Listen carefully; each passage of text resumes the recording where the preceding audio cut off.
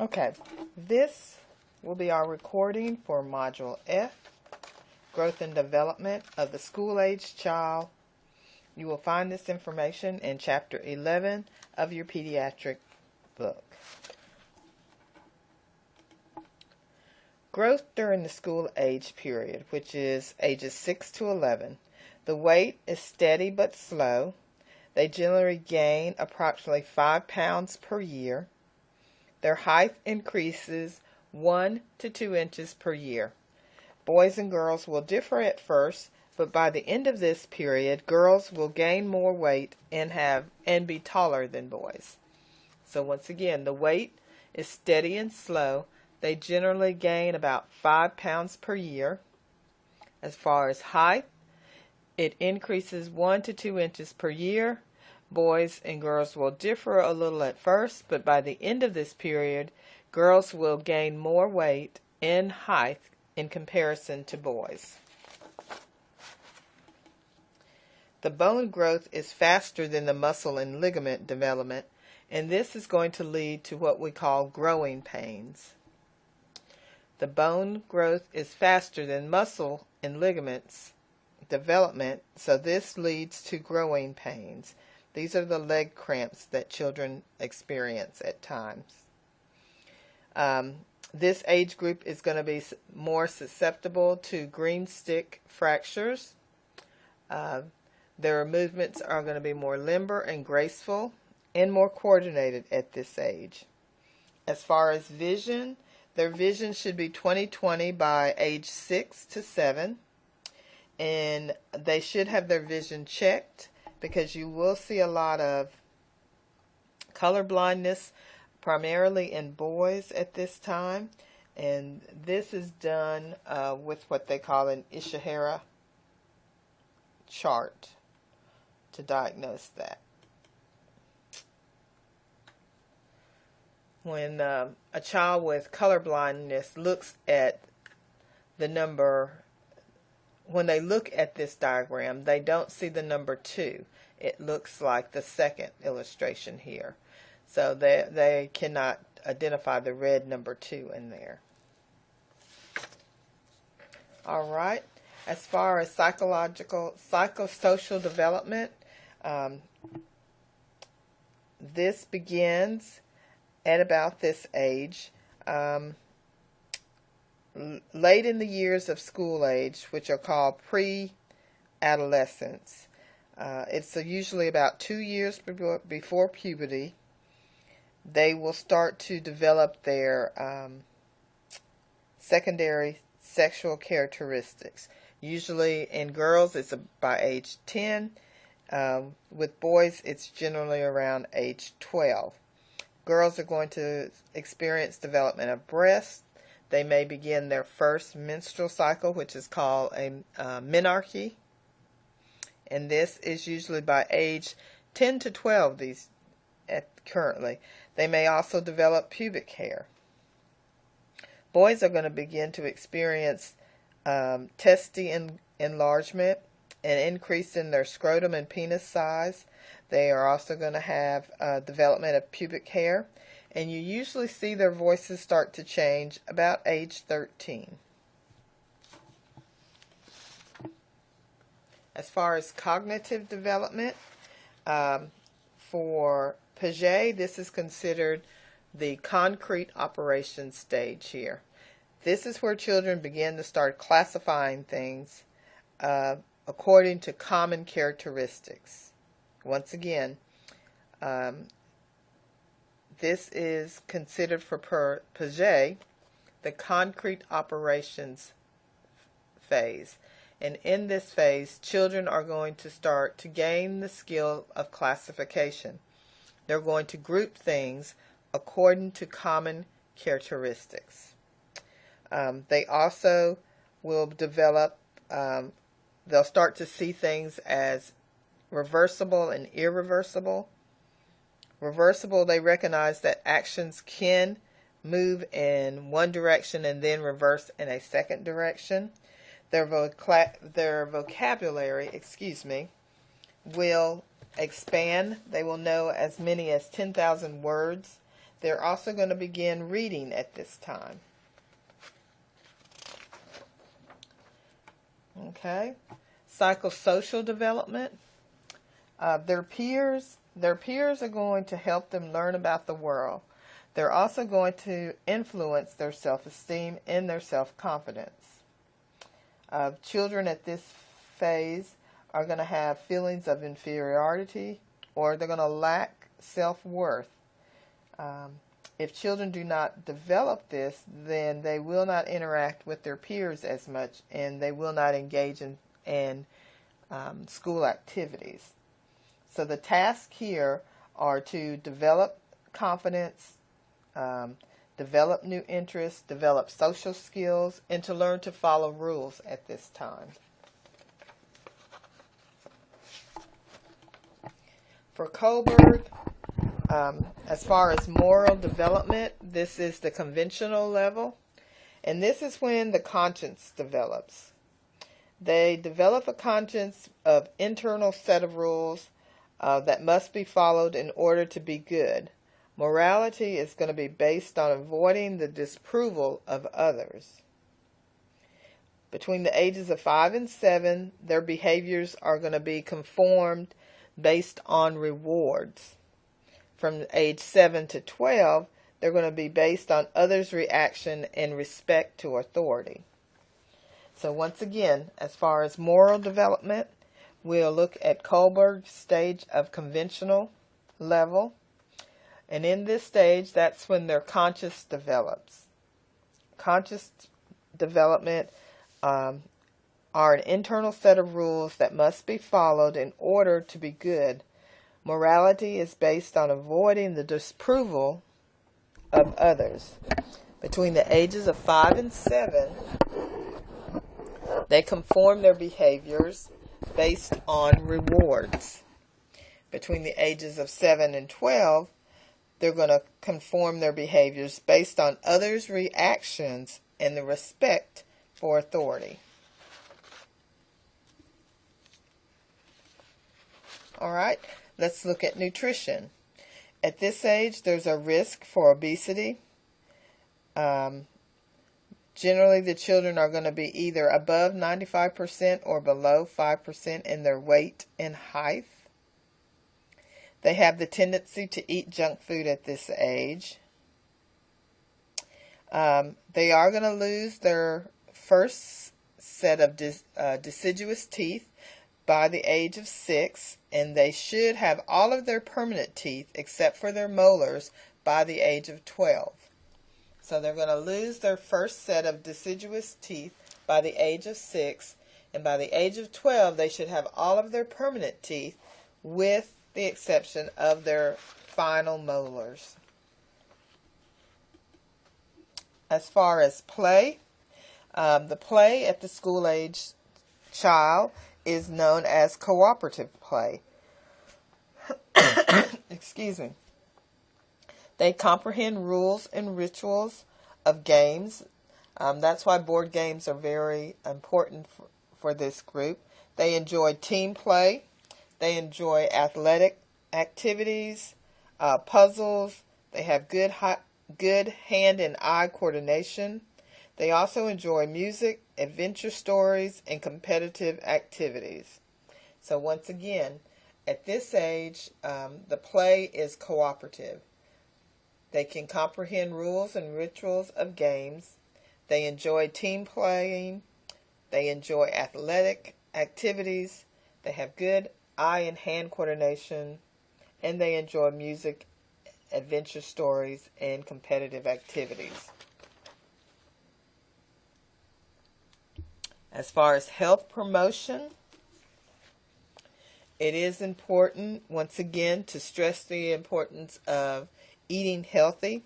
So dietary guidelines are important. As I said, this age tends to like junk food, and obesity is increasing in this age.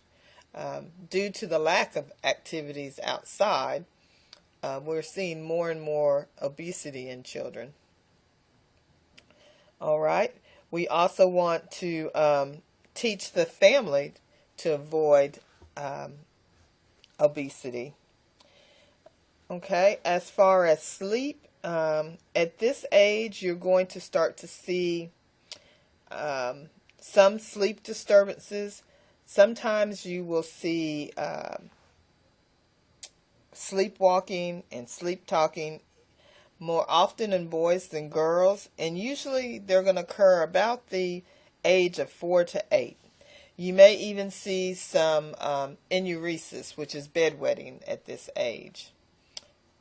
Okay, immunization. Immunization is very important at this age group. Once again, they're in school, they're being exposed to different people, and so having their immunizations up to date is important.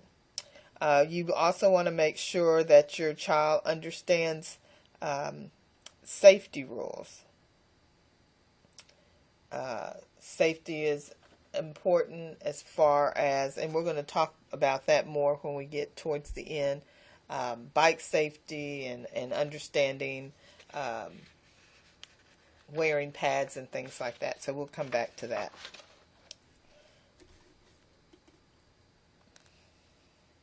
All right. Once again, safety is important for this age. You want them to teach them to use the proper sports equipment. If they're playing football, then they need to wear their pads, their helmets, their knee pads. If they're skating, skateboarding, they need a helmet and pads. This is to prevent any injuries.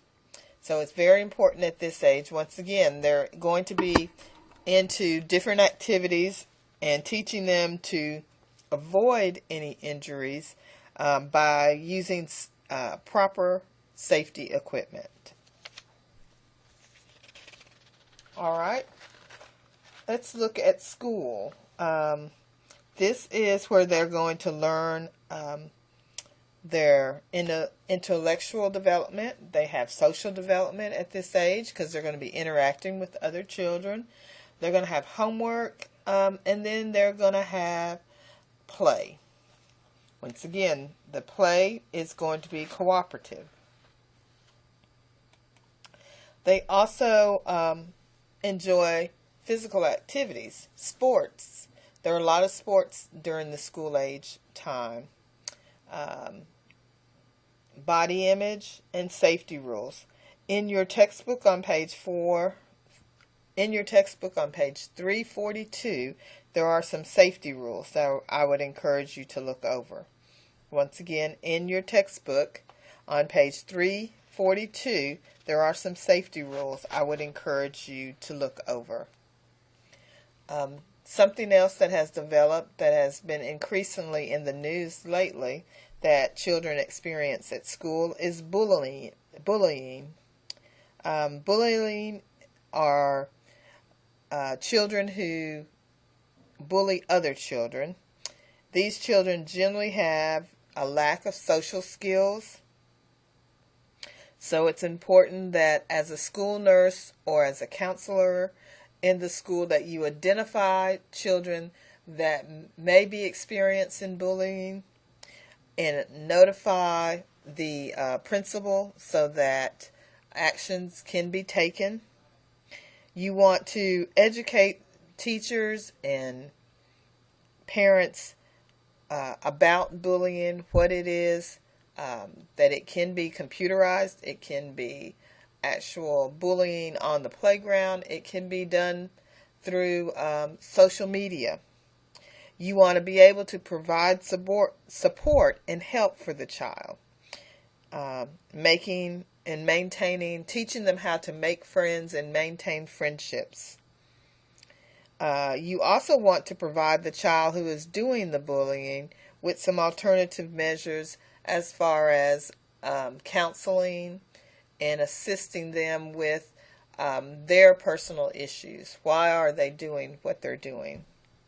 So once again, the school nurse's role is to educate parents and teachers about bullying, provide support and help for the child who is being bullied, help them make and maintain friendships, and then you want to provide the child who is doing the bullying with alternative resources such as counseling and assistance as to whatever might be the issue that is causing them to bully. Okay, you will see in school that some children will be experiencing some stress. These are some signs and symptoms of stress in children who have all these different activities. Maybe they're in 2 or 3 different sports, and then they're going to school. They're playing football, they're playing basketball, and then on top of that, they're taking music lessons. So you may start to see signs that poor behaviors, poor school performances, and then you might see these signs of stress in them. They are frequently fatigued, they're irritable, they have a change in their sleep and eating patterns. They complain of headaches or stomach aches, and once again, you see a drop in their academic performance. So we want to be careful not to overload our children, even though we want them to be social and we want them to be knowledgeable. We do need to realize that you can overindulge. Okay? All right. Another thing that is seen with school-age children are what we call latchkey children. With mothers working outside of the home, you will see more and more children are tending to themselves for about 2 to 3 hours, depending on when their parents return home. These are what we call latchkey children. All right. In your textbook on page 303, there's a box that has tips for latchkey kids. Okay, so in your textbook on page 303, there's a box with tips for latchkey children, making sure that they understand the rules and how to be safe. All right. You will also see at this age some dishonesty. This is a normal process of development in children. However, it should not be dismissed. Okay?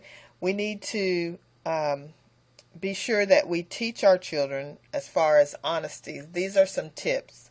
You want to role model the behavior you want to see. You want to try to understand what's the motive behind their lying. Is it just that they just don't understand, or are they trying to conceal something? Then you want to discuss the consequences of being dishonest. And you want to always reinforce the positive benefits of being honest. Okay? So once again, dishonesty is not uncommon in this age. It's a normal process, but it should not be overlooked or dismissed. We must teach our children tips for being honest. Number 1, making sure that we role model the behaviors you want to see. You want to try to understand their motives behind their lying. And you want to discuss the consequences. Reinforce the benefits of being honest. And always remember that you must set limits in discipline. Set limits in discipline. That's very important.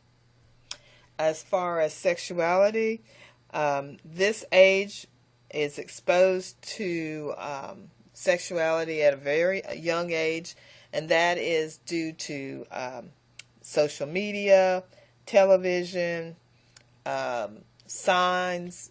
They see it on commercials. You want to be sure at this age that you provide them truthful information and that you discuss it at the appropriate age. You give them the amount of information they need for the appropriate age. You don't dismiss it. All right. Let's look at the reactions to illness and hospitalization. For a child this age, illness and hospitalization is a major fear. They're going to fear that they are going to have some sort of pain or bodily injury. There's a fear for loss of control. They often fear that they're going to miss their family and their friends. So be sure to ask relevant questions, provide them with information as realistically and age appropriate. Okay? At this age, once again, they can be stressed or distressed over the separation from their family and their friends. Okay? School-age children's reaction to death and dying. They view death as being irreversible, but not necessarily inevitable. They don't understand that death will occur. Okay? They do know that death is irreversible, that once a person has died, that they don't come back, but they don't see it as necessarily being something that is going to happen. Okay? Some may believe that death serves as a punishment for wrongdoing, and we want to be sure that we discuss with them that that is not always the case. Okay? They're going to deny sadness at first when they lose a person, and they're going to try to act and conceal their feelings and act like an adult. Okay? Common behaviors that you will see if they're having difficulties with dealing with death. They're going to have difficulty concentrating in school. They're going to have psychosomatic complaints, headaches, vague stomach aches, and you may also see some acting out behaviors.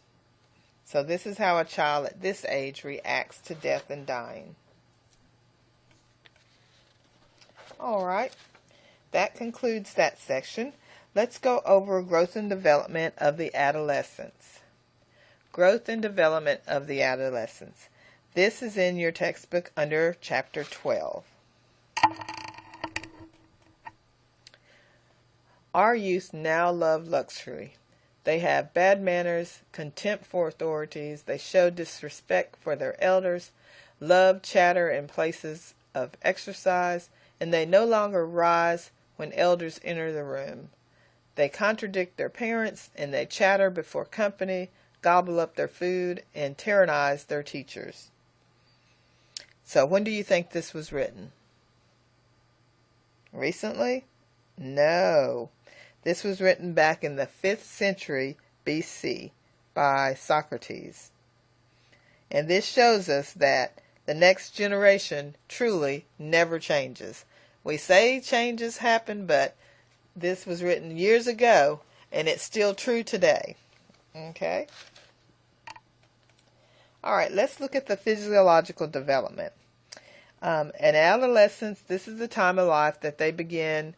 It begins with puberty and ends with an individually being physically and psychologically mature and able to assume adult responsibilities. So you can see that it might last longer for some than others. So once again, adolescence is defined as the time of life that begins with puberty and ends when the individual is physically and psychologically mature and able to assume adult responsibilities. Okay, growth during adolescence, which is traditionally 13 through 18 years of age. All right, weight, we're going to see a rapid period of growth. With girls, we can see up between 15 to 55 pounds, and with boys, we see 15 to 65 pounds. Height, you're going to see that the boys at this time are going to start to increase in their height. They're generally going to grow 4 inches in a year, and it generally starts about the age 13. I know with my son, my youngest son, in one summer it seemed like he grew 4 to 6 inches just in 3 to 4 months. He just shot up at one time. Okay? And that's not uncommon with boys. Okay? They have what are known as growth spurts. Okay? Let's look at what we define puberty as. This is a state of physical development when the secondary sex characteristics begin to appear. Once again, we talked about it with school-age children. In the late pre-adolescence, you see a beginning. Here, you're actually going to see development of those secondary sex characteristics. Their breasts are going to develop with girls. Once again, with males, their testes in their penis will increase in size. Their sexual organs will mature. Reproduction first becomes possible, and the adolescent growth spurts begin. All right, and this is all due to the hormonal changes which are occurring in the adolescent's body. Okay, you will see the appearance of acne on the face and back and trunk. Okay, you will also see, as we talked about previously, the development of their secondary sex characteristics. Okay. As far as hormones, we're going to see the beginning of the follicle stimulating hormone and the luteinizing hormone. Those are hormones that influence menstruation and also influence the development of the what we call secondary sex characteristics. All right. As far as body image, you will see some changes in body image. The male, their voices are going to change. They're going to become more less obese, and they'll develop more muscle mass at this age. We want to be sure to reassure girls that during this age that their weight and height gain is due to puberty. A lot of girls become very concerned about their weight at this time because they're picking on weight, although they're not eating much. And this, we need to make sure they understand, is just a phase. Well, not a phase, but it's part of going through puberty. Okay. As far as cognitive development, we have moral development that occurs. They develop a sense of religion, and they develop a sense of immortality. Okay? And as far as religion, this religion is just some sort of positive implication. It doesn't necessarily, it has something to do with their belief, but it doesn't necessarily have to be a belief in God. It could be a belief in a universal being, or sorry about that. All right. Once again, as far as adolescents are concerned, they have what is called an imaginary audience. They have a belief that they're always being on stage. So that's where the term imaginary audience comes from. As far as the psychosocial development, remember, according to Erickson, the major task for adolescents is to establish a sense of identity. All right? To establish a sense of identity. Identity, the definition of who they are based upon the understanding of their motivations, beliefs, and previous experiences. Identity defined as who they are based on their understanding of their motivation, beliefs, and previous experiences.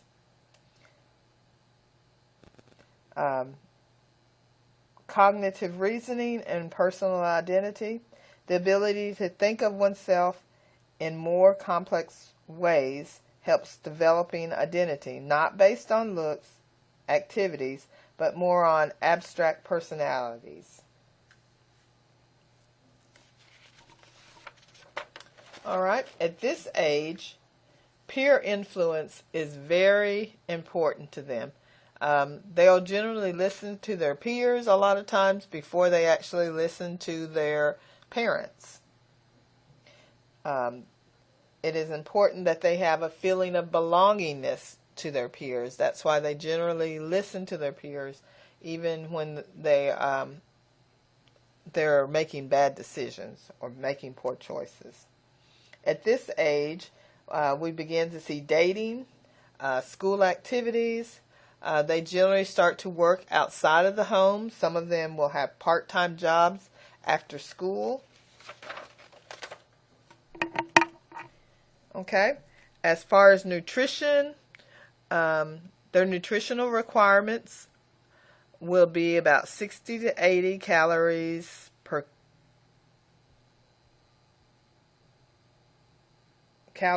kilograms per day. They're at risk at this age, once again, for fad diets. And a lot of times their eating is going to be influenced by their peers. It's important that they understand proper nutrition because at this age we do see a lot of eating disorders, anorexia and bulimia, and obesity. So nutrition is going to be very important. Okay. And once again, I just stated obesity. There is an increased percentage of this due to environmental, physiological factors, such as our children these days have a very sedentary lifestyle. They don't go outside as much. Once they reach a certain age, they start playing video games, and they don't, not all of them, but some of them don't attend any outside activities. And their diets are very high in fat.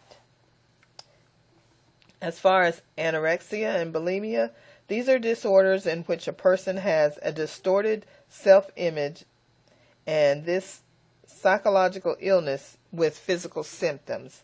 As far as anorexia is characterized by the voluntary refusal to eat, and this causes weight loss. They have a very intense fear of being overweight and a very pronounced disturbance of their body image.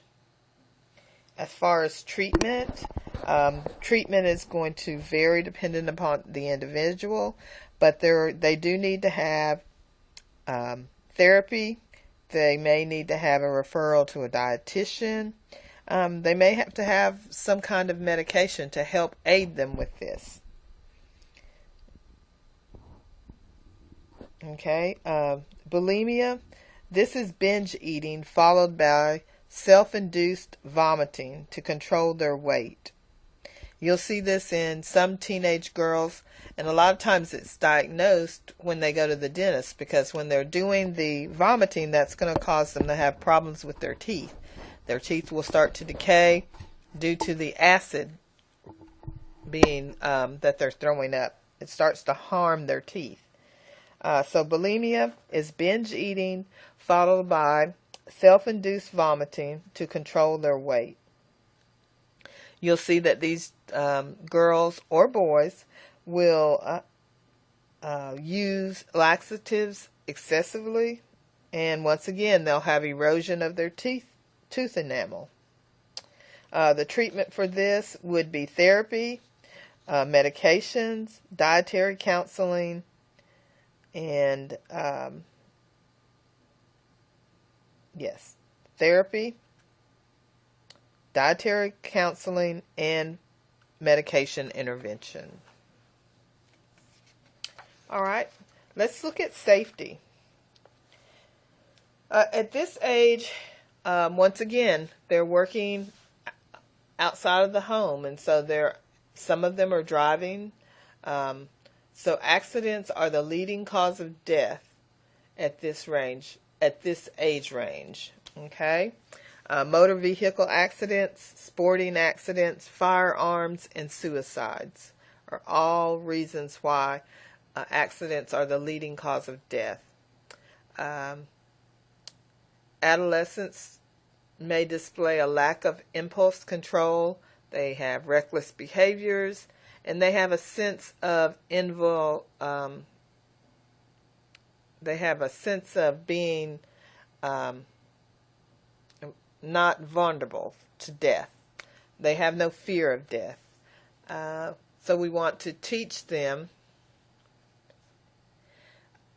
good, healthy habits, how to prevent injuries, and we want to identify adolescents who are at risk for, once again, at risk for making bad choices, or at risk for depression, or at risk for drug or alcohol abuse. Okay? So that would be our health promotion. As far as reactions to illnesses and hospitalization, reactions to illness and hospitalization, they have a loss of independence, a loss of their identity. They're going to have a lot of body image disturbance problems. And they may have some separation anxiety, being separated from their peers. Okay? Their behavior, they may be uncooperative. You may see power struggles with the parents. That's not unusual, especially with them hospitalized. They may be reluctant to answer questions. And oftentimes you have to just take time and talk with them to make sure that they understand that you're not trying to control them in some way. You're trying to help them and build that trusting relationship so that when you're speaking with them, that they will feel confident to give you information. And that takes time to build that trusting relationship. All right, let's look at reactions to death and dying. At this age, they know that death is irreversible, it's universal, and it is inevitable. Once again, they view death as irreversible, universal, and inevitable.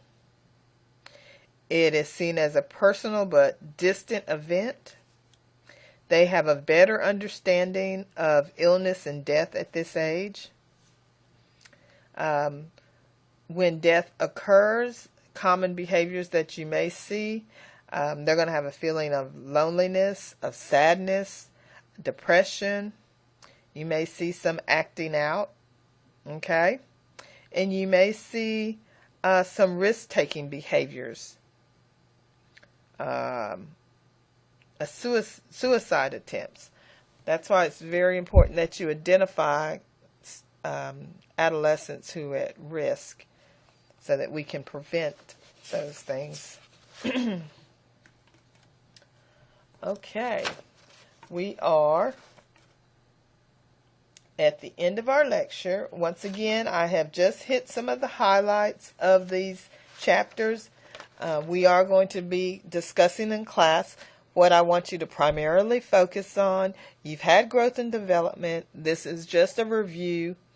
And then, like I said, I just touched on the highlights. I don't want you to know every word of all 15 chapters, but I want you to pick out areas that I have highlighted on the PowerPoints to focus on for your test. Okay?